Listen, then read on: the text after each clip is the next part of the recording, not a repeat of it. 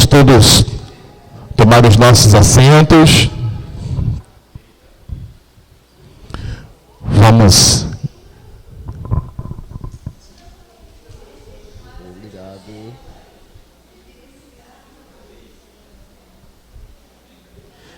Oi.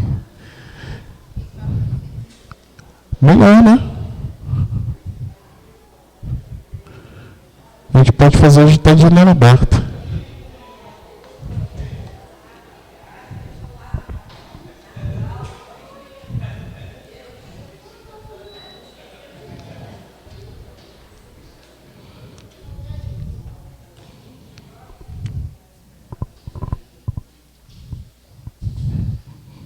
Amém. Vamos fazer o jogo natural. Bom dia mais uma vez, meus amados. Vamos iniciar nossa dedicação. Convido todos a se colocarem de pé. Nós vamos orar nesse momento. Dedicar nossas vidas ao Senhor.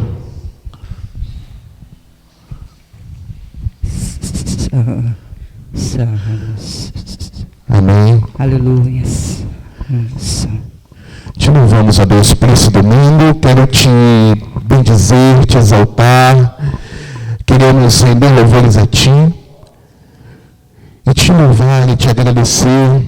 Tu és soberano, Tu és Deus, Tu és Senhor sobre as nossas vidas. Muito obrigado, Senhor, por esse domingo com o qual o Senhor nos presenteou. E que nós possamos usar a oportunidade, ó Pai, de estarmos aqui em pé, respirando, para louvor do Teu nome, Senhor. Que diminuamos, ó Pai, cada vez mais, até que o Senhor resplandeça sobre as nossas vidas, Senhor. Fala a Tua igreja, receba louvor, adoração nesse domingo, e que o Senhor encontre solos fortes, ó Pai, para que a Tua mensagem, ó Pai, seja semeada nos corações e dê fruto, Senhor. E que nós, Senhor, como ovelhas Tuas, como ramos, Senhor, na videira, Pai, possamos dar frutos, Senhor, para louvor do Teu nome. É o que te pedimos e te agradecemos no nome santo de Jesus. Amém e amém. Nós vamos louvar ao Senhor com o hino 60 do cantor cristão. E eu convido a igreja a nos ajudar, saudando o nome do nosso Senhor Jesus.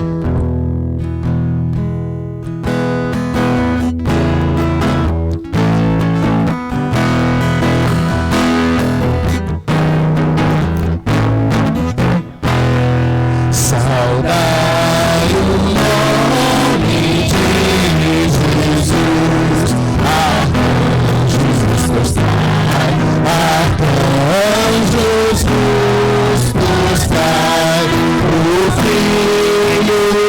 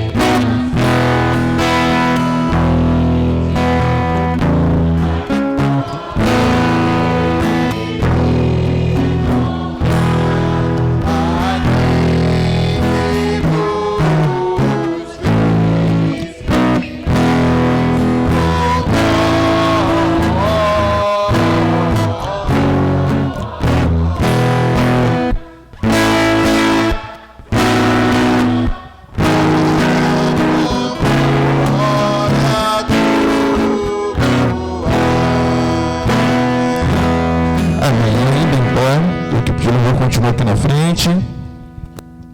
Nós vamos ler juntos. Tem como colocar, o Rabinho? Lucas 7:22. Lucas 7:22.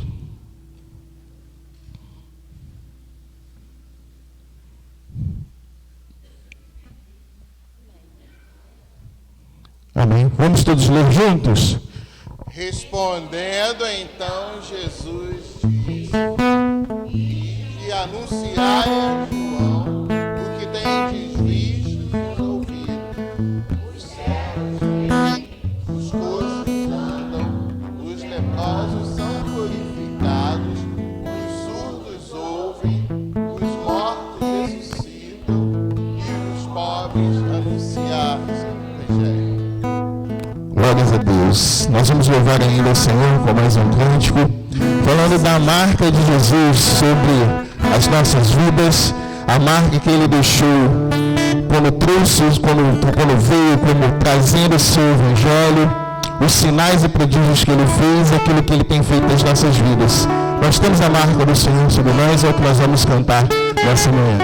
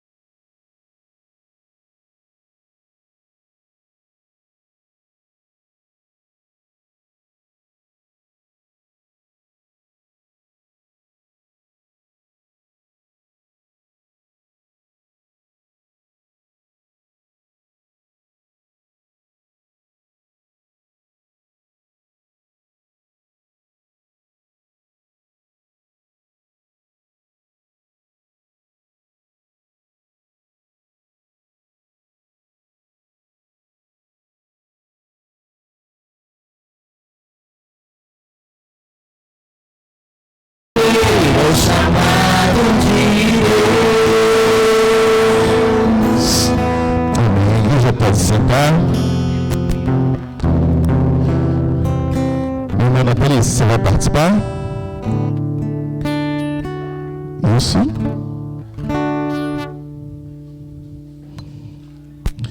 Amém. Nossa irmã Natalícia está com a oportunidade. Tem um microfone aí, Caleb?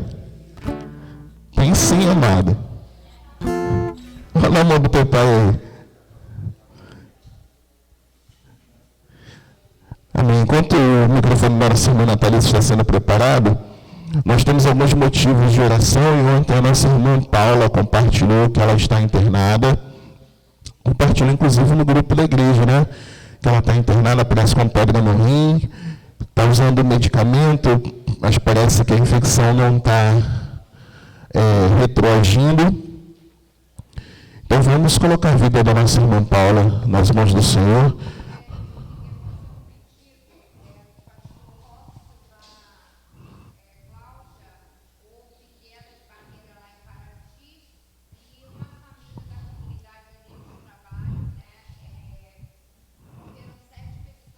Misericórdia.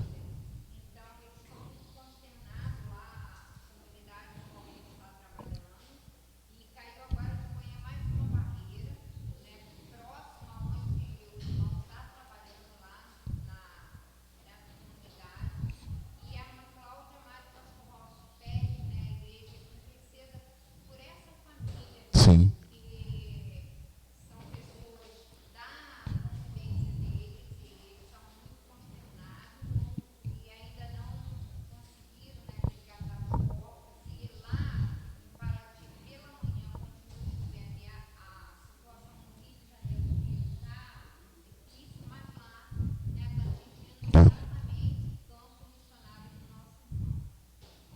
Amém. Mais algum pedido, meu irmão? Meus irmãos que...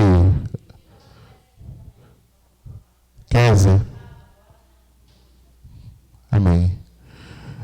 Senhor, nosso Deus, nosso Pai, queremos colocar esses pedidos e outros que não foram feitos nas tuas mãos, ó Deus. Alcança a Paula nesse momento, conforta o coração dela, e que mesmo naquele leito de hospital, Pai, que ela não deixe de ouvir a tua voz, também não cesse de falar da tua palavra, Senhor. Abençoa sua família, em nome de Jesus, ó Pai. Toma a Kézia nas tuas mãos, sua saúde, toma a Elza, abençoa a vida da tua serva, Senhor, traz a plena recuperação a ela, Pai. Toma, Senhor, essa questão que a nossa irmã Leide trouxe, ó Pai.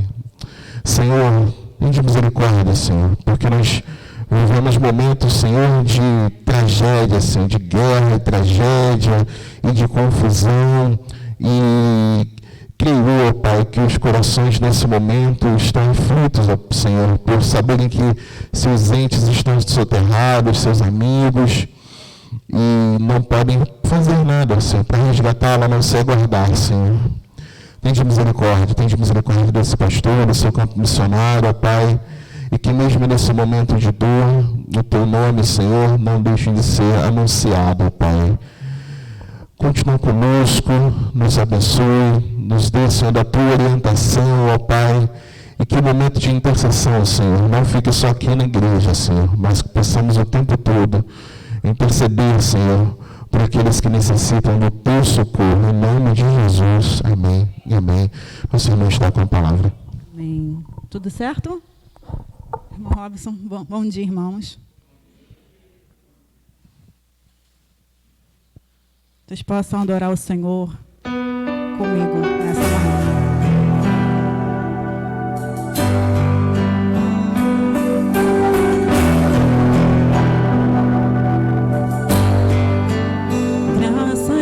Te dou, Pai,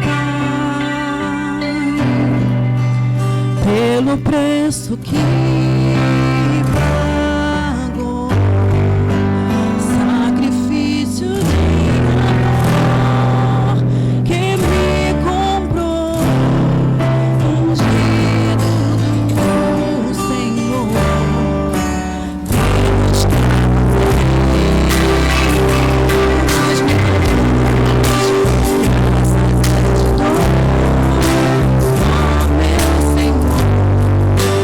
oh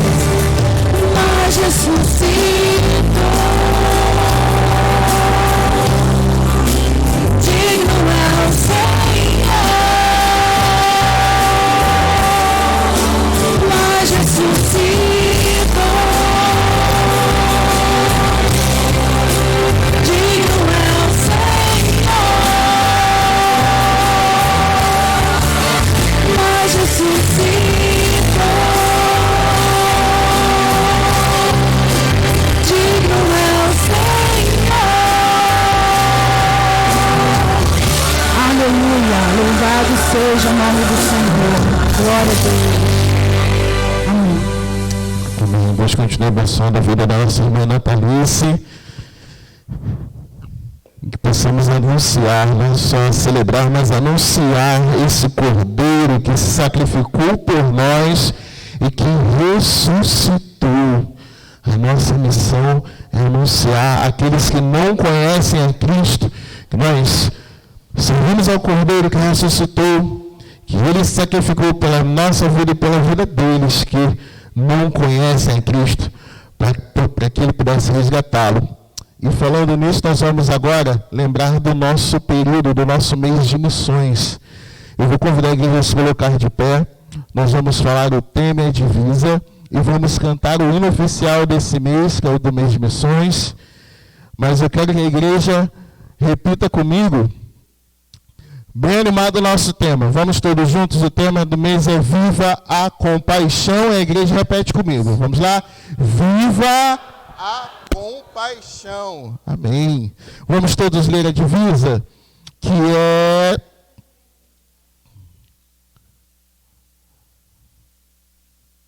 Amém. Vamos todos juntos. Fui.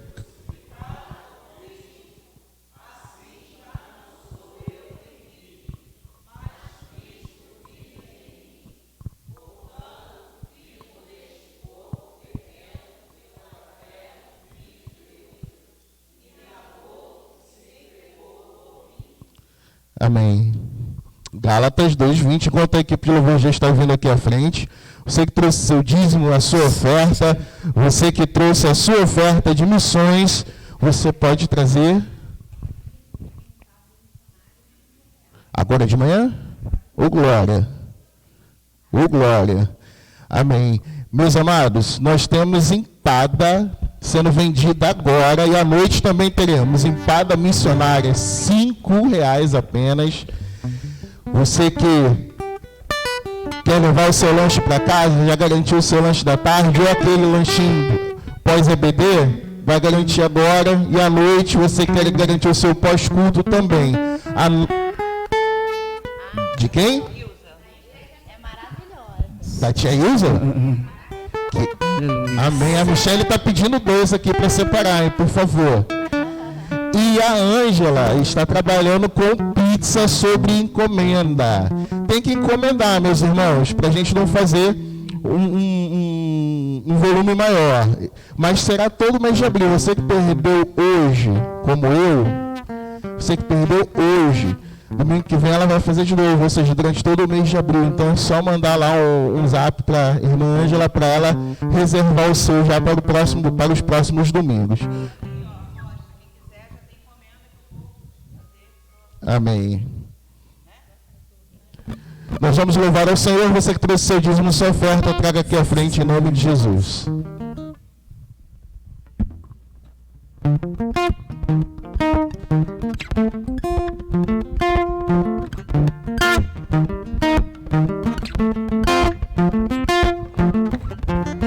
Como agradecer o que fez por mim.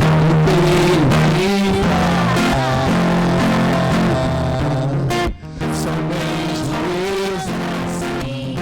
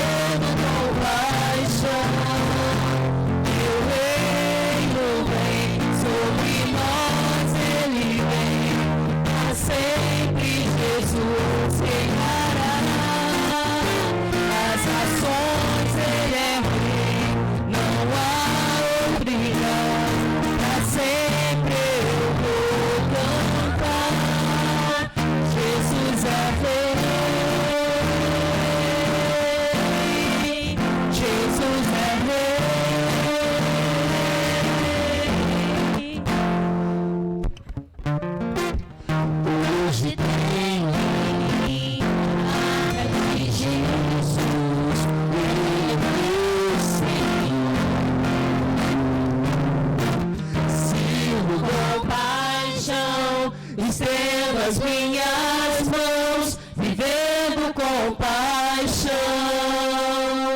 Teu reino vem sobre nós, ele vem pra sempre. Jesus reinará.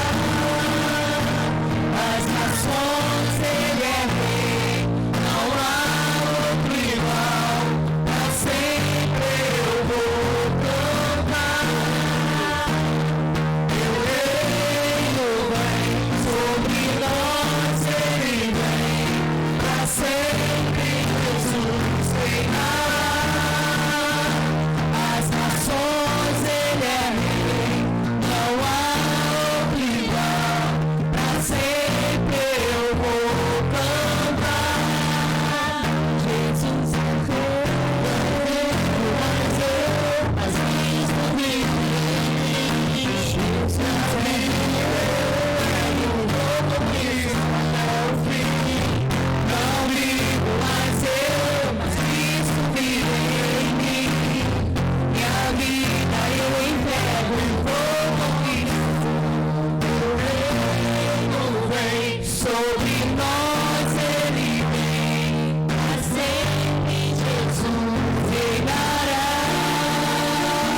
As nações ele é rei, não há outro igual. Pra sempre eu vou cantar.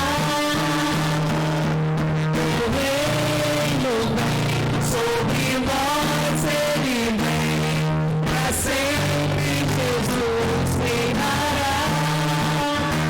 As nações ele é rei, não há outro igual. Pra sempre eu vou cantar. Jesus é rei.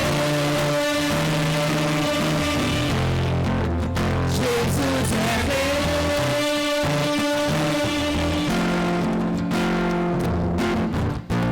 Agora então pelas ofertas que foram levantadas. Eterno, bendito seja o teu santo e glorioso nome. Rendemos-te graça, Senhor, por todas as suas maravilhas, Senhor, por todas as bênçãos recebidas, Pai, porque assim como diz a tua palavra, o que darei eu ao Senhor, por tantos benefícios, Senhor, que o Senhor tem feito por nós, os perceptíveis e os imperceptíveis, Senhor. Muito obrigado pelo teu cuidado, porque o Senhor não dorme, Senhor. Te agradecemos, Pai, por essas ofertas, essas dedicações que foram deixadas aqui. Ó Deus, sejam administradas, Pai, conforme o teu mover em cada coração responsável, Senhor. Que a tua bênção não falte, que a tua provisão não falte, tua saúde, principalmente o teu amor em nossos corações. E tua lei, Senhor, tua instrução seja pregada na tábua do nosso coração a cada dia, Senhor, para que o nosso temor não venha falhar contigo, Senhor. Muito obrigado por tudo, te agradecemos e louvamos em nome do teu Filho Jesus. Amém. Amém. Convido aqui à frente, para a igreja pode sentar, convido aqui à frente o pastor Roberto, o pastor convidado nessa manhã, nos trazer a palavra.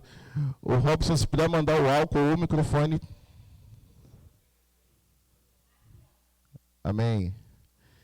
Enquanto o pessoal traz o álcool, nós recebemos um convite da nossa igreja mãe, adolescente, juventude, nós recebemos um convite da nossa igreja mãe, igreja do Monteiro, que eu tive o prazer de visitar há 2 semanas, há 6 anos no bairro, acho que é a primeira vez que eu fui lá. E o pastor, muito cordialmente, nos convidou para o culto que será celebrado no próximo sábado, às 19 horas, lá na igreja do Monteiro. Então, o convite está estendido à igreja, principalmente à juventude, para que possam participar e contribuir lá também com a programação. Está conosco nessa manhã o pastor Roberto, que vai se apresentar a sua esposa, contar um pouquinho da sua história e nos trazer a mensagem que o senhor já colocou no seu coração. Fica à vontade, meu pastor.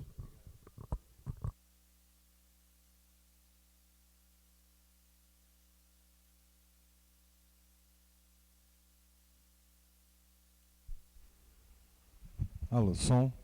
Bom dia, igreja. Graças e paz. É um prazer muito grande estar aqui com os irmãos nessa manhã. Já quero de imediato apresentar minha esposa Patrícia, que está me acompanhando. Eu sou membro, pastor auxiliar da Igreja Batista do Parque São Basílio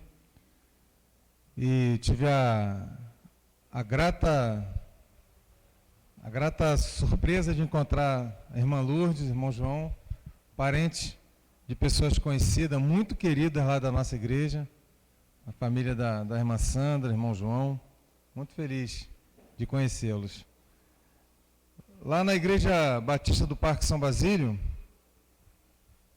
eu sou o capelão da terceira idade. Obrigado, querido. Trabalho também no ministério ao qual sou líder, chamado Igreja na Rua. Esse trabalho, ele nasceu no coração de Deus, voltado a pessoas em situação de rua, mas também é um trabalho de evangelização. A gente faz evangelização estratégica. Não sei se alguém aqui já passou alguma vez no calçadão de Campo Grande, viu o calçadão cheio de coraçãozinho? Alguém aqui já viu isso? Fomos nós que fizemos. Tem gente lá atrás dizendo que sim. A nossa última campanha, nós fizemos 12 mil corações para colocar no calçadão de Campo Grande.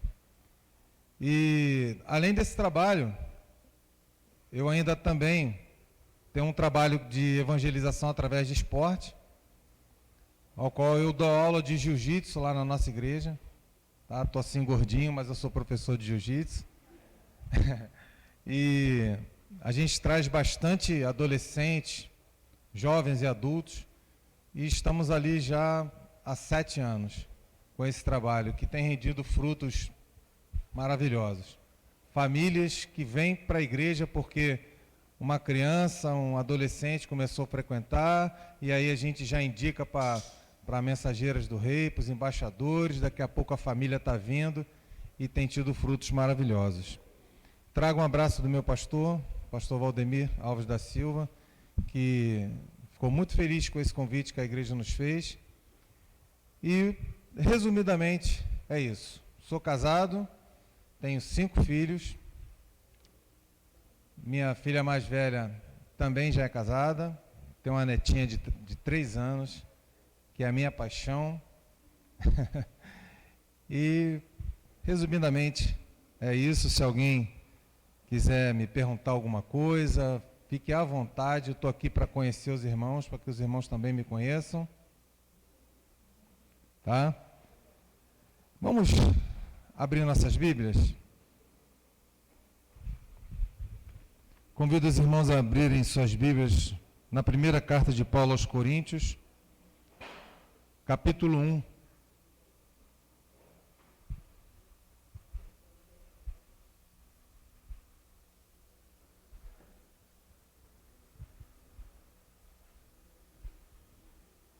Vamos ler a partir do verso 18.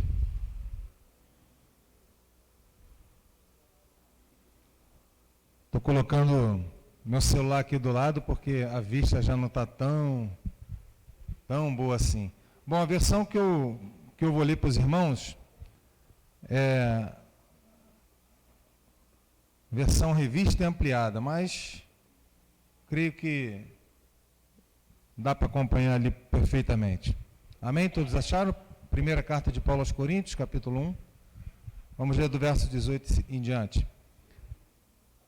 Diz assim: certamente a palavra da cruz é loucura para os que se perdem, mas para nós que somos salvos é poder de Deus.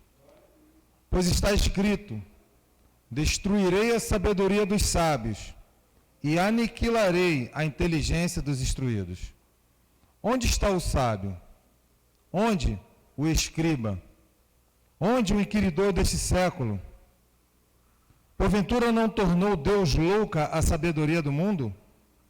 Visto como na sabedoria de Deus o mundo não o conheceu por sua própria sabedoria, aprove a Deus salvar os que creem pela loucura da pregação.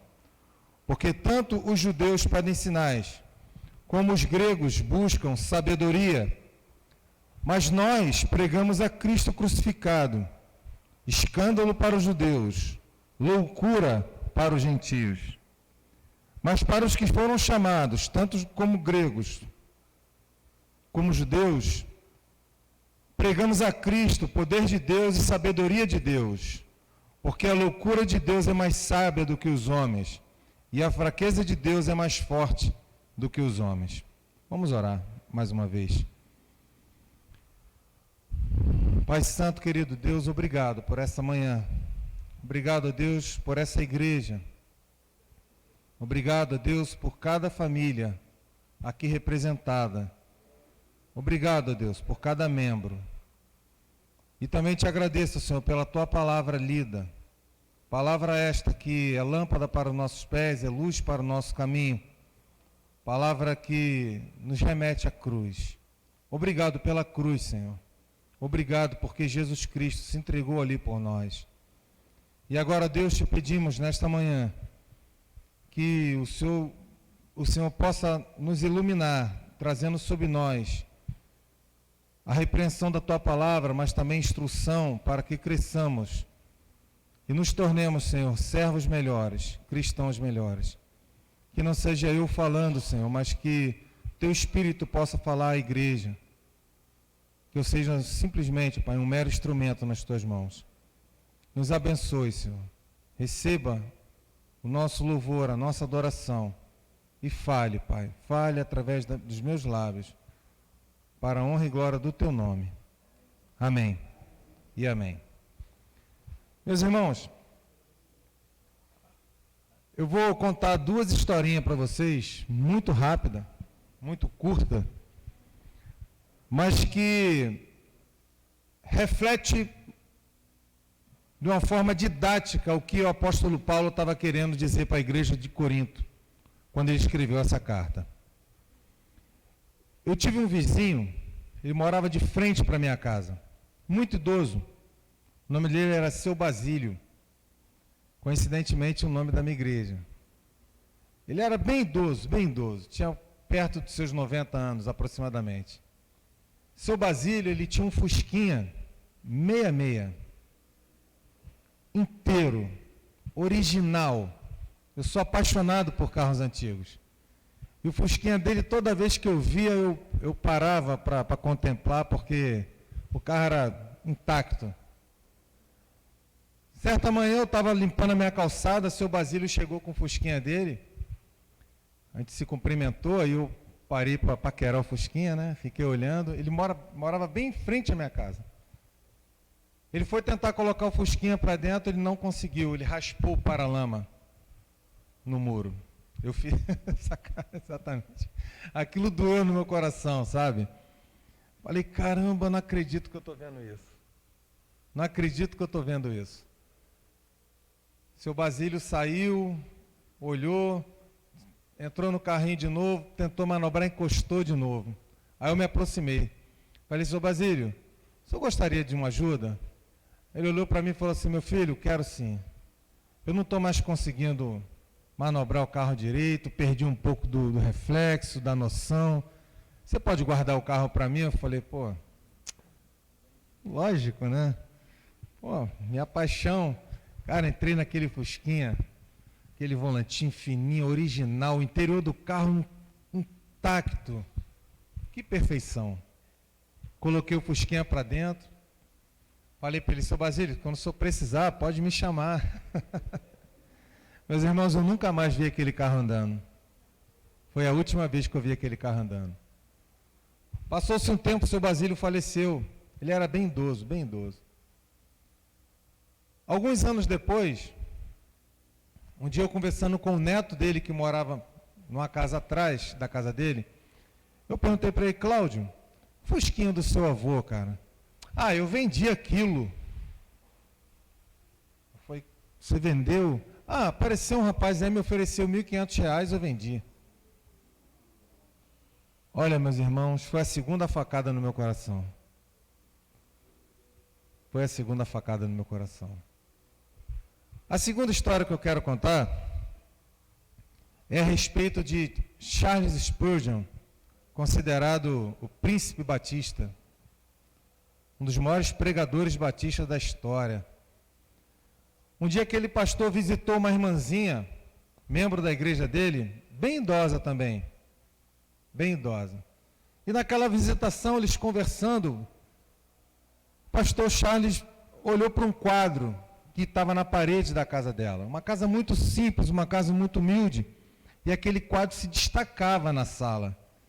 Então ele se aproximou, olhou aquele quadro, começou a ver aquela tela e perguntou para ela, o que é isso aqui? E ela respondeu assim, pastor, durante mais de 50 anos eu trabalhei numa casa de família. E eu e minha patroa nos tornamos praticamente irmãs. Quando ela faleceu, eu fui dispensado pela família, mas ela deixou esse documento para mim, esse papel.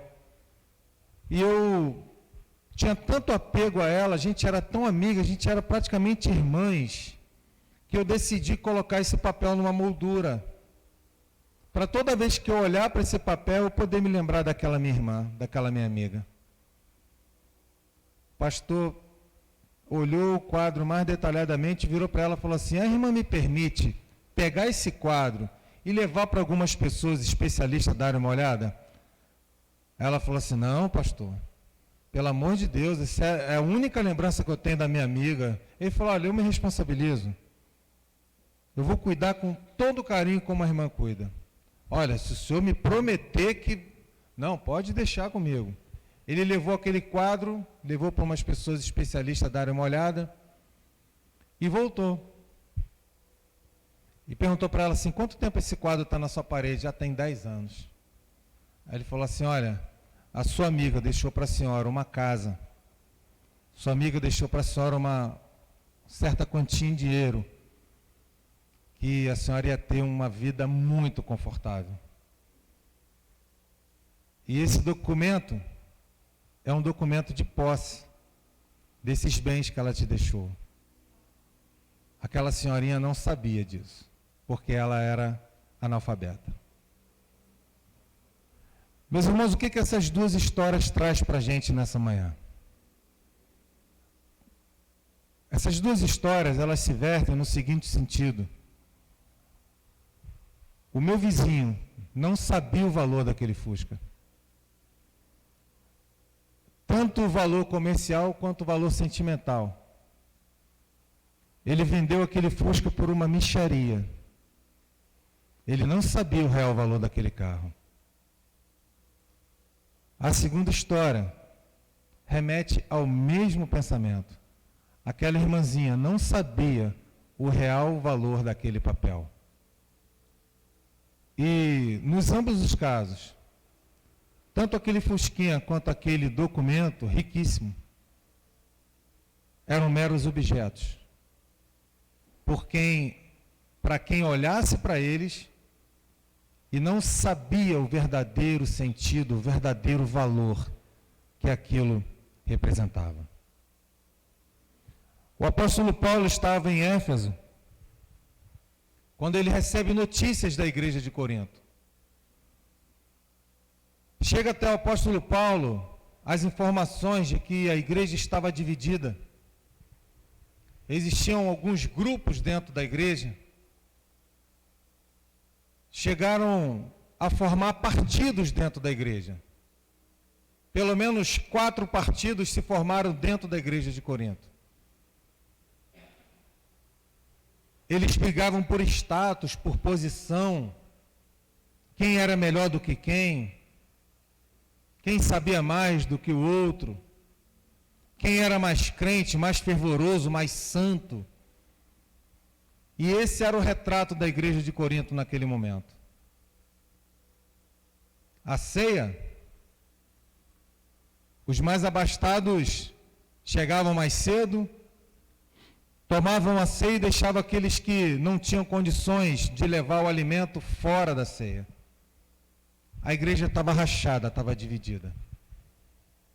O apóstolo Paulo então escreve essa carta e logo no capítulo 1 ele tenta reorganizar isso daí. O apóstolo Paulo, ele diz para aqueles irmãos da igreja de Corinto, olha, vocês têm que olhar para a cruz. Vocês estão dando valor a coisas humanas, mas a pregação da cruz, o que Cristo fez na cruz, é isso que importa. vocês têm que estar enraizados na cruz de Cristo. Vocês têm que estar embasados pelo ato de Cristo na cruz. O que deve importar para vocês, crentes de Corinto, é o sacrifício de Cristo por mim e por você. E o apóstolo Paulo, então, ele começa a falar um pouquinho sobre a cruz de Cristo. Antes da gente entrar, então, naquilo que o apóstolo Paulo quer passar e passa para a igreja, vamos identificar um pouquinho como era o quadro da divisão naquela igreja. Como eu falei, existiam pelo menos 4 partidos. E não é muito difícil nós identificarmos isso dentro das nossas igrejas hoje. O primeiro partido que existia, a gente pode chamar de o partido de Pedro. Era aquele grupo formado por judeus legalistas, ortodoxos, pessoas que se prendiam ainda à lei, pessoas que olhavam para aquele irmãozinho, talvez mais fraco na fé, e o julgava, o condenava, ao invés de abraçá-lo, ao invés de tentar caminhar com ele. Aquele grupo altamente ortodoxo, conservador, eles não consideravam o sacrifício de Cristo, não consideravam a nova aliança, não consideravam a mensagem de amor que Cristo pregou, ainda estavam presos à lei. O segundo grupo, segundo partido, é o partido de Paulo. Esse grupo, ele tinha uma vertente mais liberal, eles tinham a convicção de que em Cristo a gente pode experimentar a liberdade, mas eles implicavam numa coisa muito perigosa. O excesso de liberdade começou a gerar libertinagem entre eles. O excesso de liberdade estava fazendo com que eles não olhassem mais para a cruz. Não, nada mais era pecado. Não, isso não é tão pecado. Não, a mensagem é amor. Não, a gente tem que... Já viu agora, tem até um pregador batista, um pastor batista. A gente tem que repaginar a Bíblia, fazer uma nova interpretação. Nem tudo mais é pecado, o mundo está moderno, o mundo está diferente. E esse grupo começou a caminhar para a linha da libertinagem. O terceiro partido era o partido de Cristo. Esses eram os místicos da igreja. Eram aqueles que se achavam mais santos, mais poderosos, mais fervorosos na oração. Eram aqueles que diziam que a sua oração chegava mais rápido a Deus. Era aquele que não se misturava com pecador. Não, eu não vou andar com fulano porque ele é pecador, eu sou santo. Revisto do meu poder, da minha santidade e nada mais para mim importa. Eram os místicos.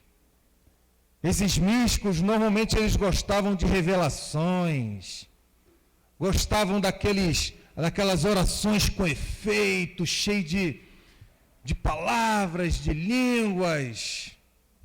Achavam que tinham livre acesso a Deus. O quarto partido era o partido de Apolo. Apolo, ele foi ensinado na cultura grega. Portanto, era um homem muito sábio, muito inteligente, um homem profundo conhecedor da filosofia de Sócrates, de Platão, de Aristóteles.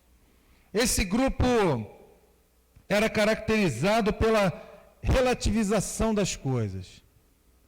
Tudo tinha uma razão. A fé, pela fé, não pode ser a fé pela fé. Tudo tem uma explicação. E eles olhavam então para Deus como sendo um produto acadêmico. Eles queriam filosofar sobre a vida eterna, filosofar sobre Deus, filosofar sobre a pregação do Evangelho.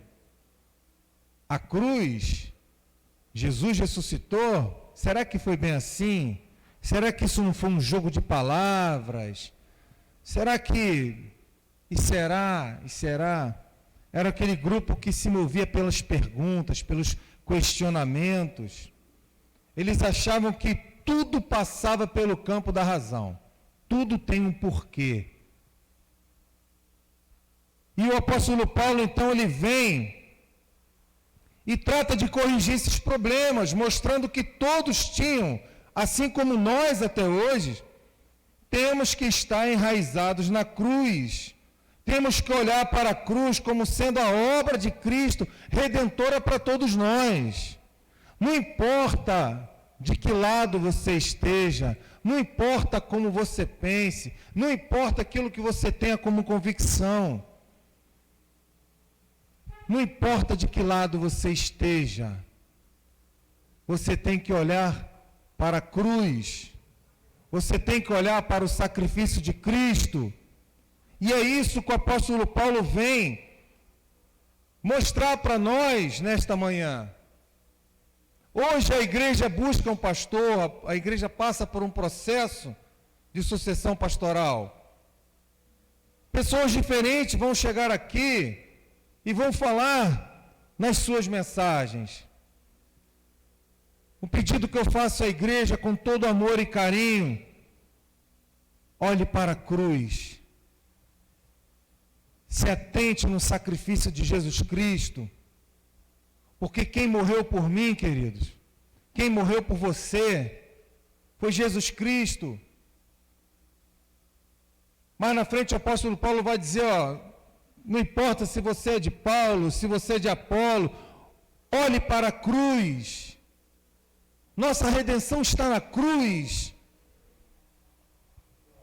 No verso 18, o apóstolo Paulo vai dizer, a cruz, ela é loucura para os que se perdem, mas para nós que somos salvos, ela é poder de Deus.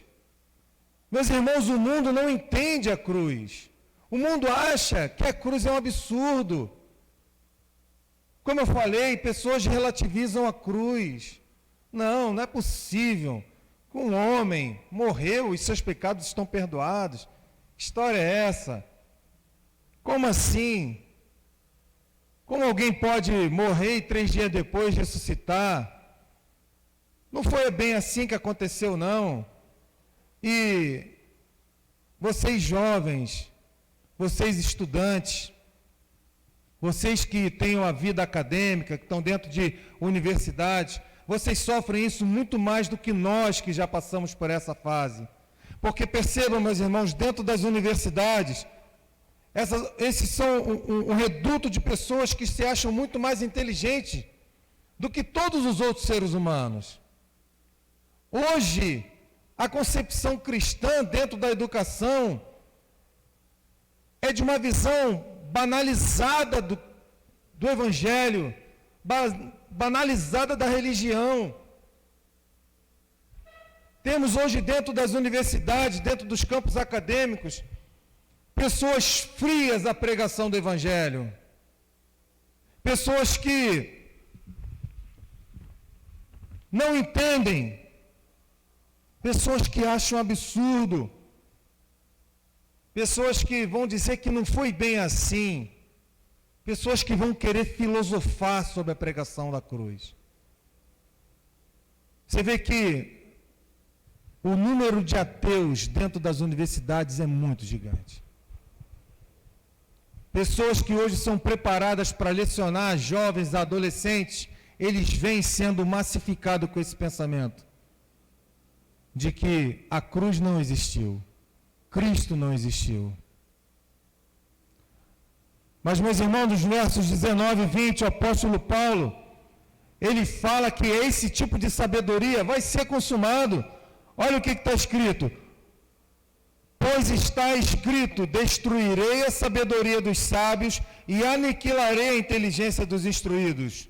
Onde está o sábio? Onde está o escriba? Onde um queridor deste século? Meus irmãos, o apóstolo Paulo está dizendo que diante da sabedoria humana, somente com a inteligência, com a sabedoria humana, não se chega a Cristo.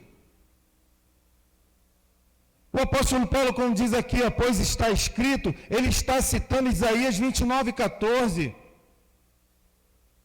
Ele faz uma citação das Escrituras. Veja bem, nós temos o maior escritor bíblico dizendo o que Isaías já havia escrito há pelo menos, no mínimo, 7 séculos antes. E hoje nós temos dentro de igrejas, pastores dizendo que a Bíblia precisa ser reinterpretada, que a Bíblia precisa ser repensada. Não foi isso que o apóstolo Paulo fez. O apóstolo Paulo falou, está escrito, e ele citou a palavra. Fora da palavra, não há como nós crescermos e nos fortalecermos na nossa fé. E foi isso que o apóstolo Paulo estava orientando a igreja. Porque é a palavra que nos aponta para Cristo. Nós pegamos de Gênesis até a última carta. Nós vamos ver Cristo em toda a Bíblia. Em Romanos, meus irmãos, em Romanos o apóstolo Paulo vai dizer, porquanto o que de Deus se pode conhecer é manifesto entre eles, porque Deus lhe manifestou, porque os atributos invisíveis de Deus, assim o seu eterno poder, como também a sua própria divindade, claramente se reconhece desde o princípio do mundo, sendo percebido através das coisas que foram criadas. Tais homens são, por isso, indesculpáveis. Meus irmãos, a natureza aponta para Cristo. Tudo que foi criado por Deus apontava para Cristo. Existe um livro chamado O Efeito Melquisedeque, onde ele mostra uma comunidade completamente isolada, mas o seu líder percebeu que nada daquilo fugia a um controle de alguém. Ele percebeu que tudo apontava para um Deus, tudo apontava para alguém que controlava, que tinha um governo. Deus se manifesta pela natureza. Os atributos de Deus são manifestados através de toda a criação.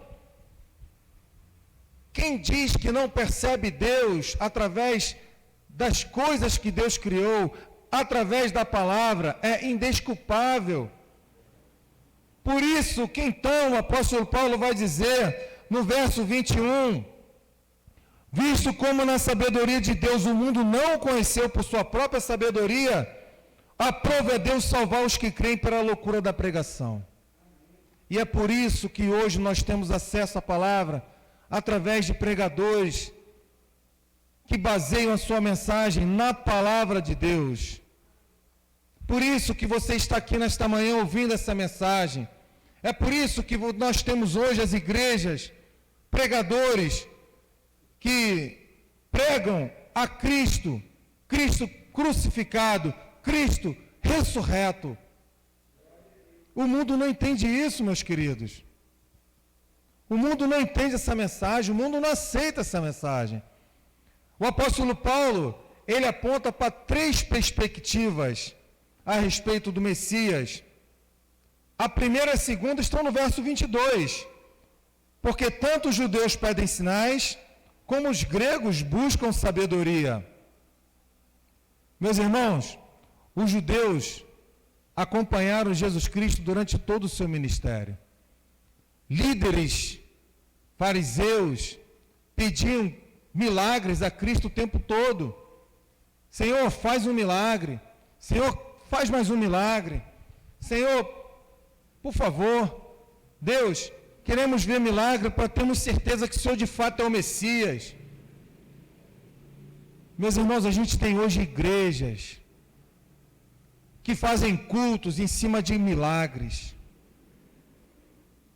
Nós temos hoje igrejas que pregam prosperidade.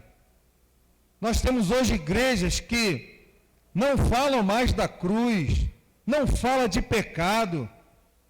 Nós temos hoje pregadores que não apontam e falam, olha, isso é pecado. Falar de pecado, falar de cruz, isso afasta as pessoas. Nós temos que encher a igreja, pastor. Vamos falar de coisa boa, pastor. Vamos fazer campanhas, pastor. Meus irmãos, eu gostaria muito que o inferno não existisse. Gostaria muito de chegar aqui e dizer para você, olha, abre a mão e recebe que eu vou profetizar, sou boca de Deus. Eu gostaria muito de pregar isso para vocês, mas eu não posso. Não posso, porque a Bíblia não embasa isso. Eu fui chamado para pregar Cristo, para pregar a cruz, para pregar arrependimento, para pregar santificação. E se a cruz não te repreende, se a cruz não te corrige, se a cruz não te liberta, se a cruz não te cura, se você não olha para a cruz e se sente livre do pecado, sinto muito te falar, mas ela te condena. O Evangelho, a cruz do Calvário, o sacrifício de Jesus Cristo foi a maior pregação da história. O maior púlpito da história da humanidade se chama cruz. E é ela que a igreja tem que pregar. Você só vai se render a Cristo se houver milagre nos cultos? Se não tiver paralítico andando, você não aceita que aqui tem o Espírito de Deus? Se não tiver jogo de luz, parede preta, tem som, não tem o Espírito Santo? Meus irmãos, estamos vivos, amém? Passamos por uma pandemia horrorosa. Estamos aqui, respirando esse ar maravilhoso. Perdemos pessoas. Perdi minha mãe, tem menos de 2 meses para a Covid. Guardei minha mãezinha Covid todinha, eu e meus irmãos. No aniversário dela, dia 10 de janeiro, dia 12 de janeiro, veio um irmão dela fazer uma visita no aniversário e veio com Covid. Minha mãe durou só 16 dias no hospital. Mas eu estou vivo. Você está vivo. Vocês estão vivos. E isso não é milagre?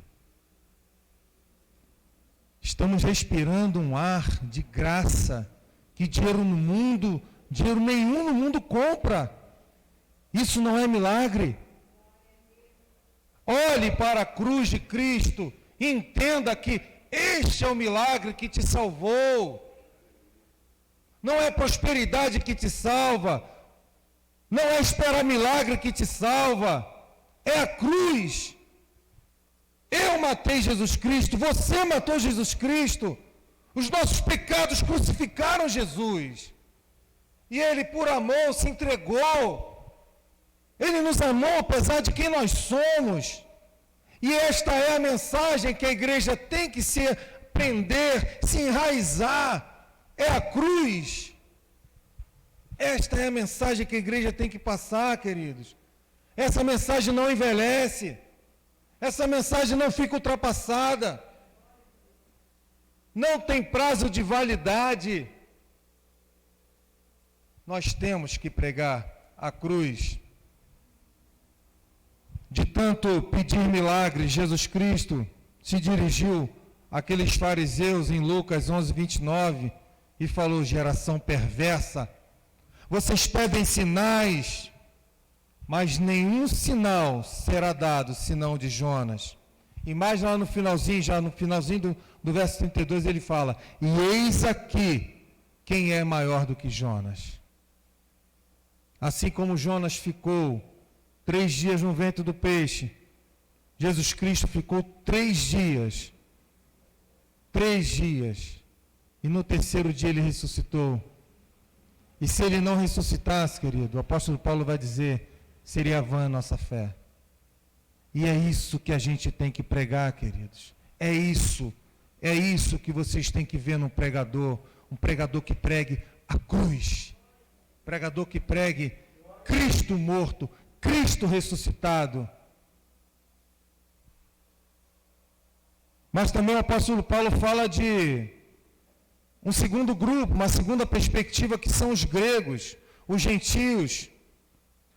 Meus irmãos, para os gentios, a vida, o ministério, a morte, a ressurreição de Jesus Cristo era loucura.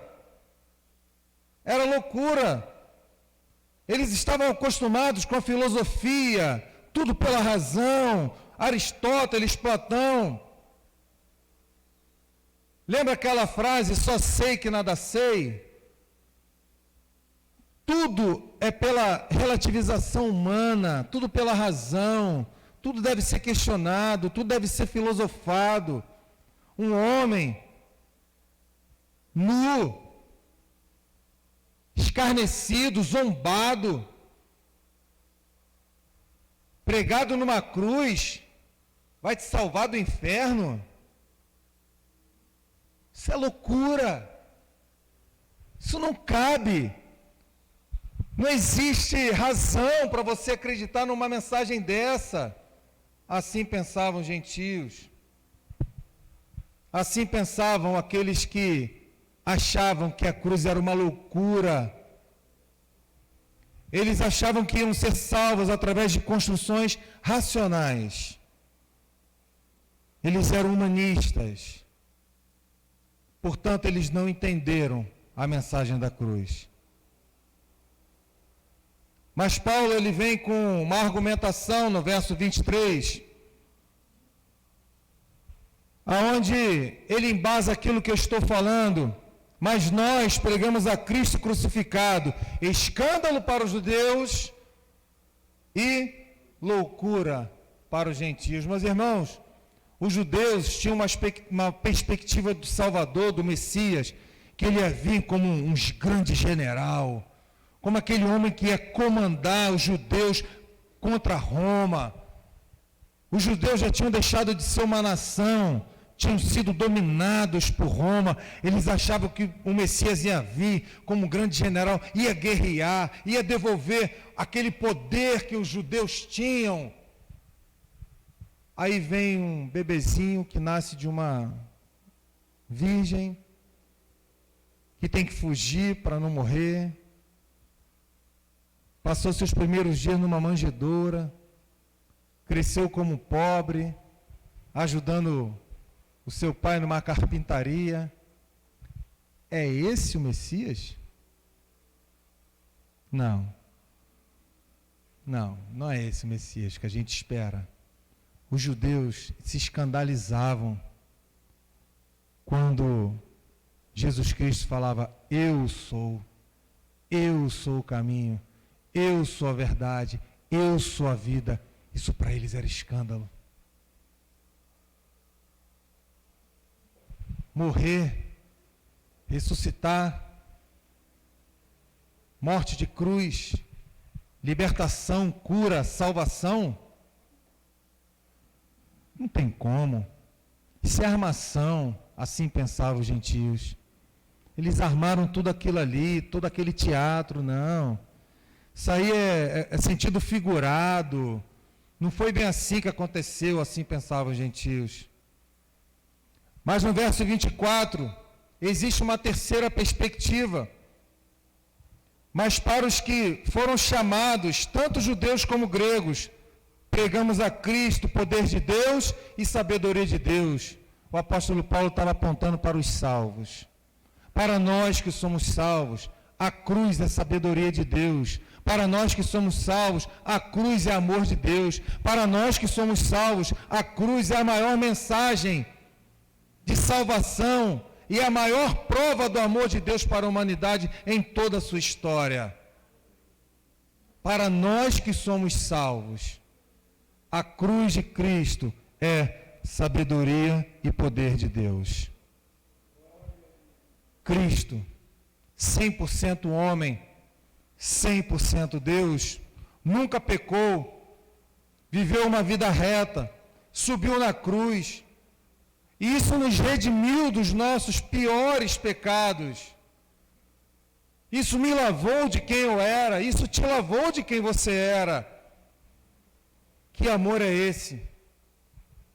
Que nem judeus, nem gentios, não salvos. Que amor é esse que esse mundo aí fora não entende? Que amor é esse?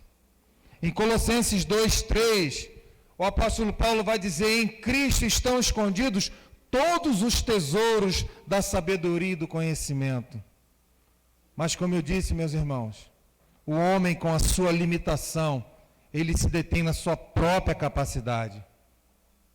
O homem com a sua limitação intelectual, ele tenta olhar para ele e achar sozinho o caminho para a salvação. Eu quero fazer um exercício com os irmãos. Eu lá como eu falei, eu sou professor de jiu-jitsu. Às vezes, quando eu estou puxando aquecimento com as crianças, eu vejo que eles estão bem cansados, eu faço um exercício com eles. Eu quero convidar você a fazer esse exercício agora nessa manhã. É um exercício mental. Eu vou contar uma coisa para vocês, e eu quero que vocês realizem isso na mente de vocês. Quero que vocês imaginem exatamente como eu vou dizer. Com as crianças funciona. Quando eles estão bem cansados, eu boto eles, o tatame lá é mais ou menos do tamanho desse salão. Eu boto eles correndo, quando eu vejo que eles estão bem cansados, eu começo a falar assim: imagina você numa praia, olha desse lado, a vegetação, olha que vegetação linda, tudo parede. Olha desse lado, olha que mar maravilhoso, está sentindo a brisa? Está sentindo o ventinho? Meus irmãos, para a reclamação, acaba o cansaço, pelo menos diminui. E eu quero fazer esse exercício com vocês nessa manhã. Imagina você chegando numa praia, aquela areia branquinha, vai imaginando, aquela areia limpa, a brisa batendo no seu rosto. Você chega próximo à água, molha os seus pés. Com as duas mãos você abaixa, toca na água, você pega um pouquinho daquela água e leva em direção ao seu rosto. Nesse processo a água vai escorrer um pouco pelos seus dedos, mas a quantidade de água que chega no seu rosto é suficiente para você se refrescar. Que sensação maravilhosa. Está muito calor. Nesse momento você está sentindo um frescor daquela água.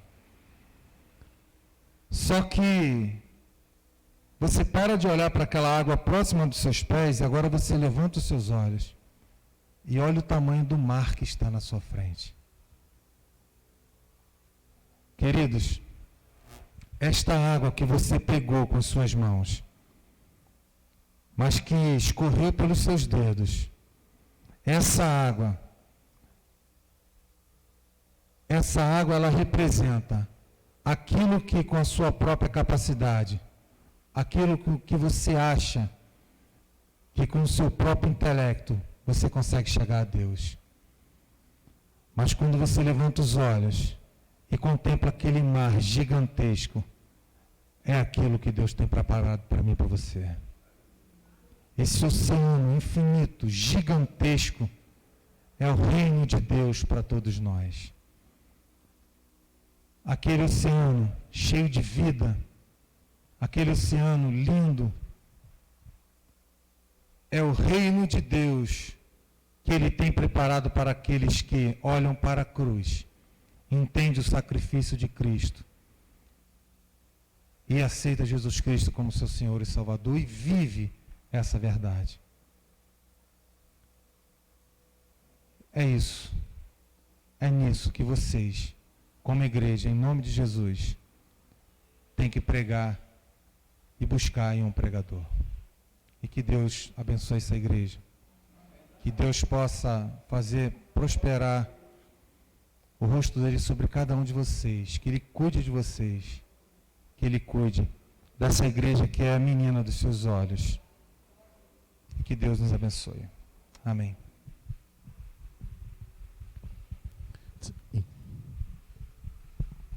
Quero agradecer ao pastor Roberto, que a gente só falava por WhatsApp, né? Não conhecia pessoalmente, mas quero agradecer por ter aceito o convite. E está sendo uma bênção passar esse momento com o pastor.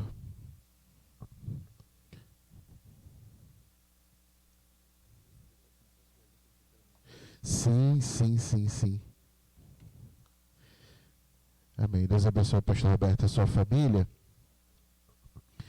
Meus amados, na semana que vem, nós teremos, o nosso irmão vai certamente falar na abertura da EBD, mas na semana que vem nós teremos o caldo de cana com pastel, não é isso, meu irmão?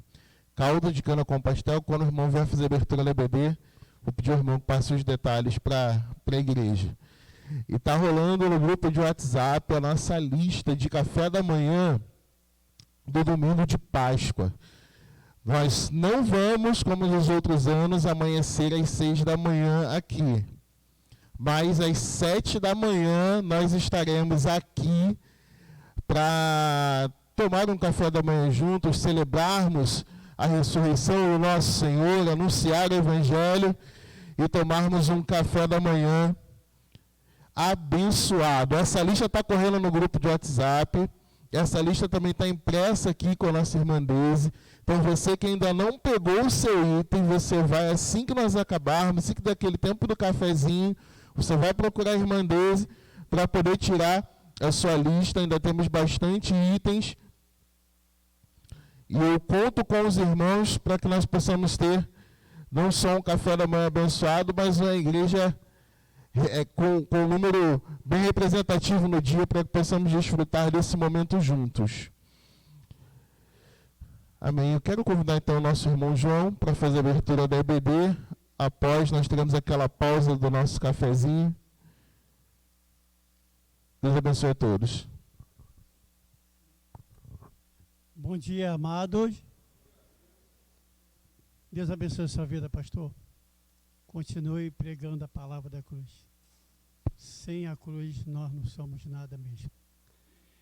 Amados, eu queria dizer para vocês que no dia 24, não vou falar domingo, vou falar 24, o que nós teremos aqui? O que se comemora no dia 24? Dia da EBD. Dia 24 de abril. Se comemora o dia da EBD. Então, todas as classes terão a sua participação lá na quadra. Irmão Robson, nós vamos fazer o trabalho na quadra, no dia 24, ok? Então, toda a EBD, todo professor, eu só tenho um aluno, só tenho 2. Se achar que é pouco, se agrupa a outra classe para, assim, desempenhar a sua função, a sua pequena programação no dia 24. E nós iremos fazer um trabalho totalmente diferenciado, simbolizando o aniversário, o dia da EBD, no dia 24, ok? Eu ia falar no dia 10, mas eu falei logo, mas no dia 10 eu vou falar de novo, vou reprisar para nós não esquecermos. E também, agora, nesse próximo sábado, nós teremos aqui o quê? O nosso pastel. Acho que vai ter alguma coisa no sábado, hein? Vão orando. Vão orando. Não, vai ter alguma coisa no sábado. Para eu falar sábado, é que vai ter alguma coisa no sábado. Vão orando. Vem alguma coisa sábado aí. Então, no próximo domingo, nós teremos aqui o caldo de cana com pastéis de, irmã, de quê? Frango, carne e queijo, também banana, que eu pedi, que eu vou trazer banana com canela. Quem gosta, o pastor ali ama, olha lá. O pastor fez assim, olha. O pastor fez uma, né? Então, caldo de cana aqui e pastéis. Gente, caldo de cana, nós fazemos lá em Sião, a irmã Luiz lembra disso, é do tempo de adolescência, de juventude que nós fazemos lá. E não é que nós estamos reprisando, é que nós temos que fazer o trabalho da cruz. O trabalho da cruz é comunhão, o trabalho da cruz está junto. O trabalho da cruz é participação mútua dos irmãos na casa de Deus. Esse é o trabalho da cruz. Nós não vamos pregar, senão daqui a pouco começa a pregar, né, pastor? Se soltar, vai embora. E também, conto com vocês no dia 10, vem o nosso querido amigo pastor Lucas Rangel, da PIB de Campo Grande, que ele irá falar sobre acerca do Espírito Santo. Irmãos, talvez você já ouviu falar do Espírito Santo, talvez você conhece o Espírito Santo,